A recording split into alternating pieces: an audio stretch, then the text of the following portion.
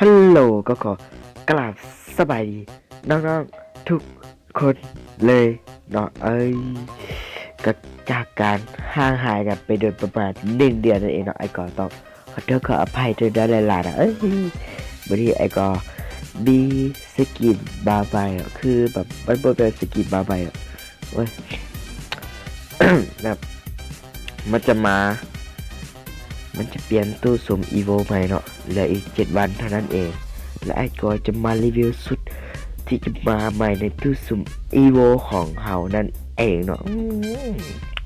ก็เหลืออีกประมาณ7 วันเนาะก่อนที่จะไปเบิ่งและไปรับชมสุดที่มาใหม่ของตู้สุ่มอีโวเนาะก็อย่าลืมกดไลค์กดแชร์กด Subscribe กดกระดิ่งเนาะเพื่อเป็นการแจ้งเตือนของช่อง TNM นั่นเองเนาะถ้ากดแล้วก็ไปรับชมกันเลยเนาะ